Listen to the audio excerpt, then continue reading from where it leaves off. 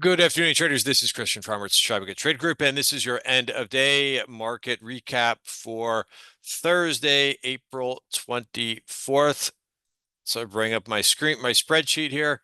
Look at that. A lot of green on the screen today, and in some interesting areas too. You can probably spot the themes, or if you traded a little bit, obviously today, then you know kind of what outperformed for the day. But I will go through all of that for you, and I'll try to do it very quickly in today's video.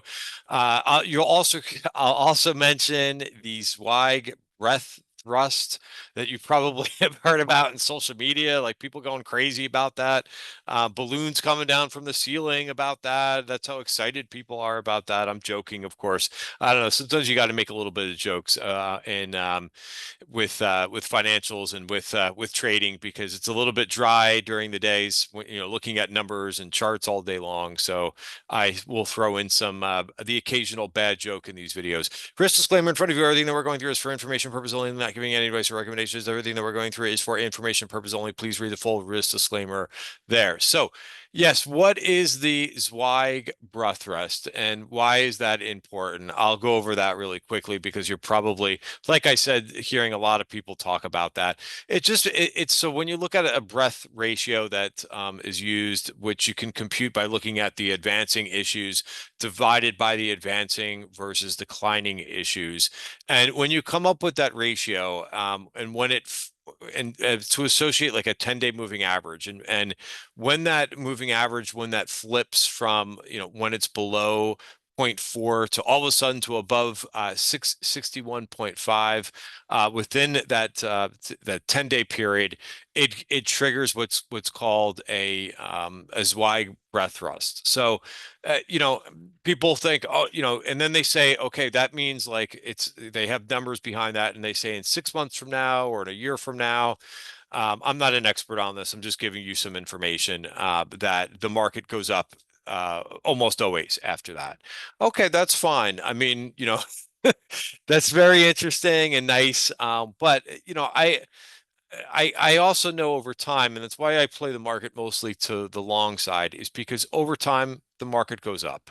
So if you want to put some fancy term, behind it, and this is what happened, and 6 months later we'll be higher. I mean, I always think that and I think I don't know what the actual mathematics is behind, but I talk about this all the time when we have a market dip too, right? Or a correction, or even a bear market, which you could argue, and I did that in yesterday's video, whether or not yesterday's price action was symbolic of or if it was a bear market rally yesterday. And I think today kind of proved otherwise. And I'll go through a couple things in this video with you. But regardless, like all of these corrections are bear markets. The market ends up going higher. Since there's been the US market, it always ends up going higher. It's just a matter of time before you get back to new highs. But, any of the crashes over time, 1929, 1987, or other times that people love to associate, like the analog, I'm trying to match this with another time,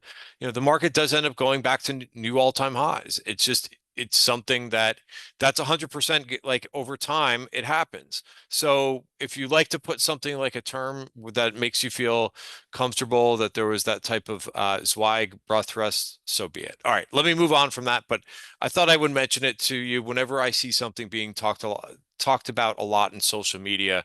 I will bring it up and give you my opinion, right or wrong, and you could disagree. As always, in my videos, I give you my opinion. Sometimes it's not always right. What I always try to do in trading too is when I'm not right about something, whether it's the price action or something other, or on the wrong side of the tape, I just try not to stay wrong. That's all, because I'm wrong an awful lot of amount of times. All right, so let's talk about what some of the themes were at play. Really, a lot of what I saw was just growth stocks outperforming today. Growth VUG, the growth ETF, was up 2.9%. The value ETF, also a good participation for the day, was also up 1% for the day. But it just really things kind of aligned more so for tech, for the Qs.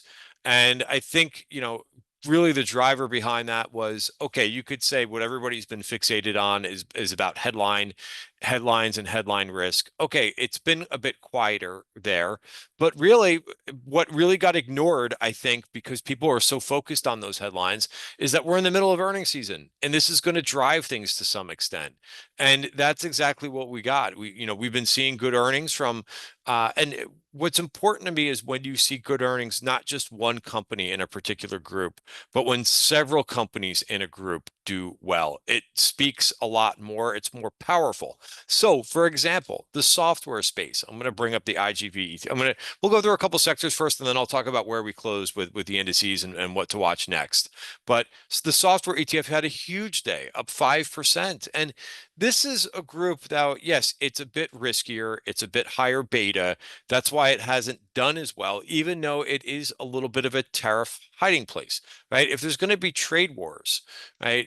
So the software space, you can't really tariff, just like Netflix, which made a new high today. You can't really tariff Netflix. You can't really tariff software companies either, unless I'm missing something in that analysis. But they should be somewhat of a hiding place too. The issue was as with a lot of other stocks, especially growth stocks, is they got very expensive. So they were in need of a correction. But here's some of the results that we got. And we want to, again, these are all things I've gone over, but SAP, large software company out of Europe, real nice earnings. Pega, another name in the software space, it was up 20 some odd percent yesterday, really strong. And then Now delivered, right? So ServiceNow, another big company, which also is one of the reasons why this software underperformed for a while, right? Because they were up here, they missed on earnings and they got smoked, and so this was a huge day. This was up 15%. I had traded this yesterday. I had sold it at the end of the day, and I sold that yesterday. I'm like not happy looking at the price, but it is what it is. In this market, I'm looking for wins. I don't care that I'm leave some on the table. I sold this thing for 880, I believe, yesterday, and I was doing my little victory lap yesterday. But hey, this is a nice move. And I think now if you want to get into this name, forget about where this stock has come from. Now think about where it's going to go and how you're going to, and if you like this name, how you're going to position in it. And for me, what I would be doing is going long versus the 200-day moving average. That's a very keep it simple type trade, but that's good news. And then you also had a similar kind of thing happen in some of the semi names, which again, this group has been so beaten up. So you get some good news out of this group and it's going to fly, right? And that was up 5% today. What was the good news? Well, you had Texas Instruments. They were up nicely today. I don't know what they finished. They were up 6.5% today. But again, it wasn't just them. It was Lam Research. They also had a good, had good earnings. And I think there may have been one or two other names, smaller cap names too, that did pretty well too. Now, I'm not saying like, this is a tough chart. This is into resistance. But for a day, I definitely would not buying the stock in here because all it is coming up and retesting this range. So again, you don't have to fall in love with any of these names. You just have to understand, like for the day, like and I heard some people that are like, geez, I don't understand why the market's up so much or why this group is going so well. Well, you gotta pay attention to what some of these individual companies are telling you, and if they're going to come up with report pretty decent quarters in a tough environment, stocks are going to bounce back. Now, again, let's go back to the headline stuff, right? People I think, have gotten headline shock at this point, and they're having a tough time because they think every day they're getting bombarded by headlines. Well, let's try to break it down so that it becomes a little bit easier. And there's been a noticeable change in terms of, I'll use the word rhetoric, right? For a while, Trump would come on and it wasn't necessarily like he was giving a speech about tariffs, but he would be speaking with some leader of some country and the Q&A session would start and people would ask him about tariffs and he would ratchet up that, the rhetoric on tariffs. right? Well, there's been a change in tone. I think they got together, his administration, and told him to kind of pump the brakes with that. So he's still talking about that stuff, and it's still going to come up in the Q&A all the time because reporters are going to ask that. Reporters are going to try to, they're they're doing. If you listen to some of these full interviews, like they are out there to try to cause waves, right? And in the marketplace, just overall, and gets, the more headlines that they could generate too, the more that I guess they're doing their job and getting higher ratings. So they're going to ask all kinds of questions, but it's more so that the rhetoric has been dialed down. It's, hey, we're talking to China. Will there be tariffs? Yeah, there'll be tariffs, but we're going to negotiate. Da, da, da, da. But it's a change in tone. So what I try to focus on is whether the it's ratcheting it up, the trade war, or it's kind of diffusing it a little bit. And I think there's been a noticeable change of diffusing it a little bit. Now, not to say I don't have a crystal ball. If the administration wants to dial back up that rhetoric, then you're probably going to see a step back a bit. But that's been the noticeable change. So while that is going on, while what we've had the last few days is that rhetoric has been dialed down. So you kind of switch from a big old macro tape where you're watching what currencies are doing and what interest rates are doing to what gold is doing. So all of a sudden you can concentrate a little bit more on earning season and more on the micro. And that's basically what's been going on. Now, where are we in terms of the end? So it's nice to see, we've just really haven't seen growth names do that well. And that's coming out in the earnings. And Google reported after the close, again, pretty low expectations, for this name. And it's trading up. It's not trading up by a huge amount, but it's such a low bar for Google to to report into. So they are up. It'll be interesting to see if they can hold the gains, but they did announce a pretty big buyback, to which the market usually likes that. But let's look at where we finish. I'm going to start with SPY, right? So what I really have been talking a lot about, because the value areas worked and the MarketWebs worked so well all the way back on the 9th, right? We rallied right into basically the bottom of the value area for the month, right? So we know that this is a pink box here because we're still in value for the year, right? This is the value area for the year. This is the value area for the month. And we rallied right up to there, and we stalled and we got rejected.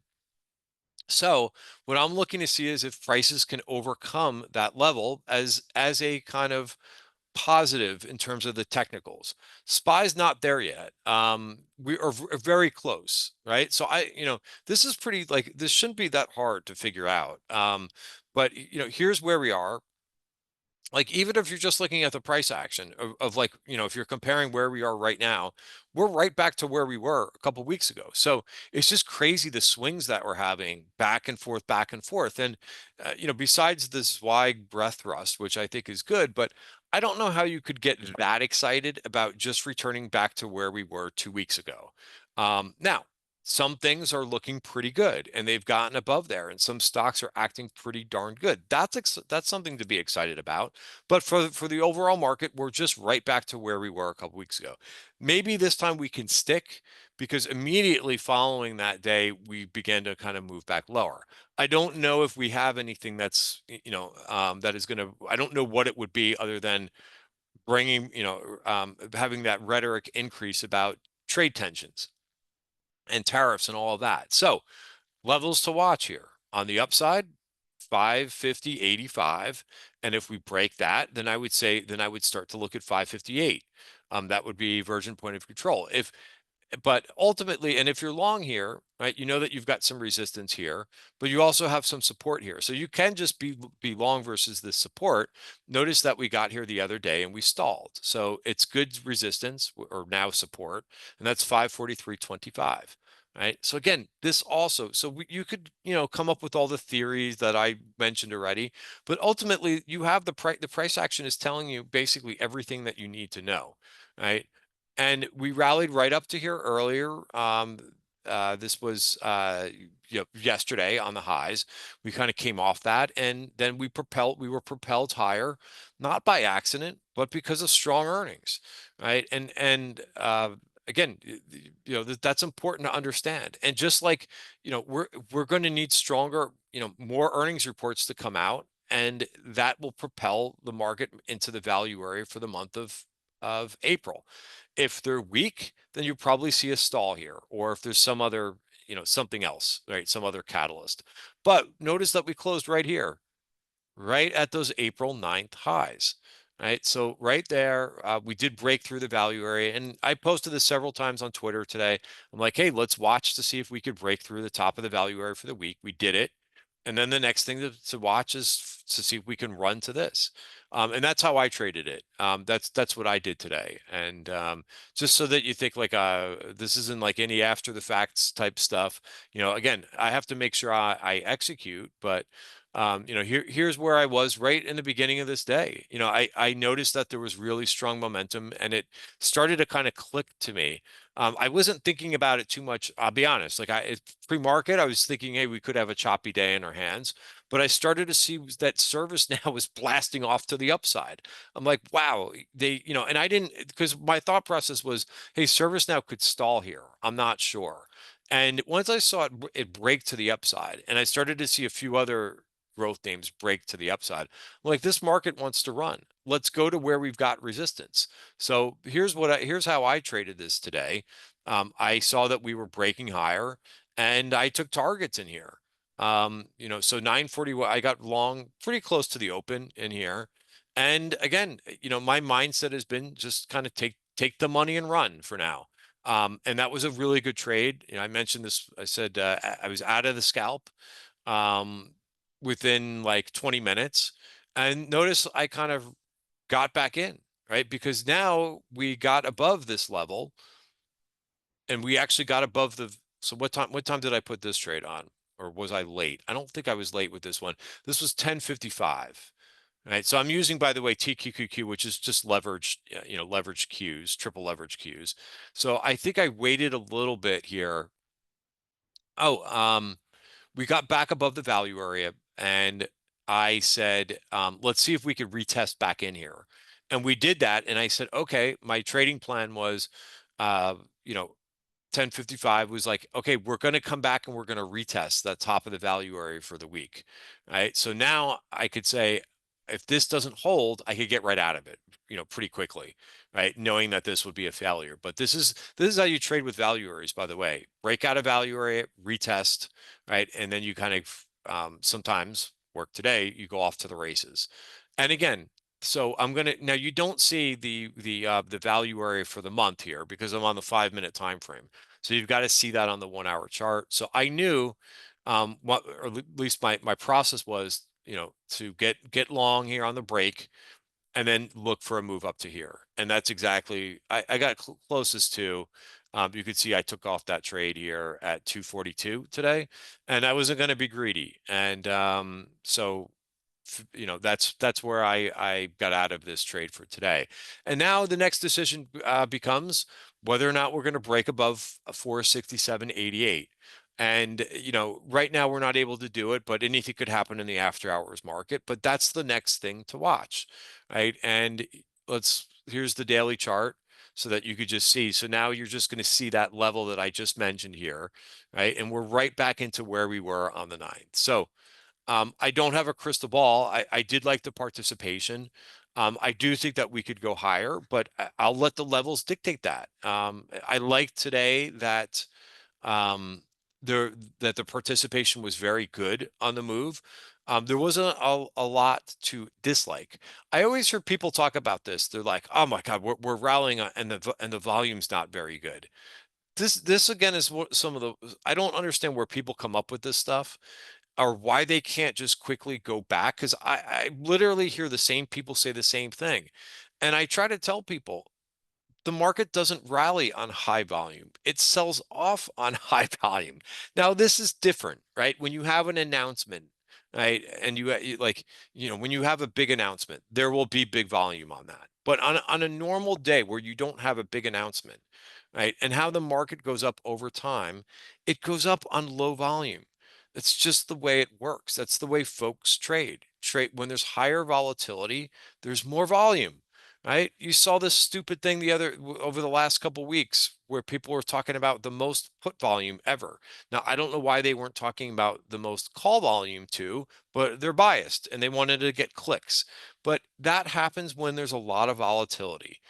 So you're not going to see, I hate to break it to you, and again, you could go back and what I'm referring to is mainly like, volume in the indices. But you go back and you look, unless it's like a big turning point like this, normally when we're trending, so I guess you could say like today's not, we're not trending either, but look at when we're trending in the market. You will not find when we're just kind of grinding up like this, you will not find high volume on a move higher. You'll find more, I would say 90% of the time, it's a low volume rally, right? Because that's how institutions trade, right? When they want to accumulate something, they usually do it with bits and pieces, right? And then when they want out of something, they get out in a rush. And anyway, so but don't be discouraged by that. It's there's a lot of times just really bad info. Sometimes there's very good information on social media. Also, there's really bad information too. So you have to kind of go back and do your own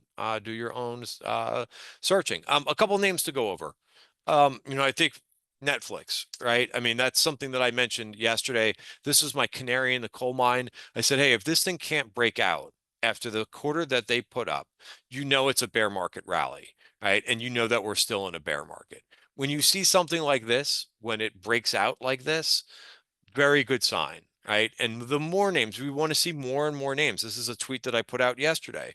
What would convince me that we're getting out of a bear market or a market that's acting like a bear market?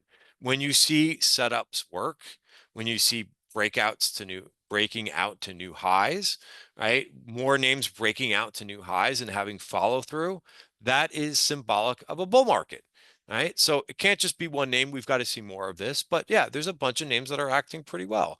Palantir is has been one name, on our watch list for the last couple of weeks. And I am long this in the TTG trend portfolio.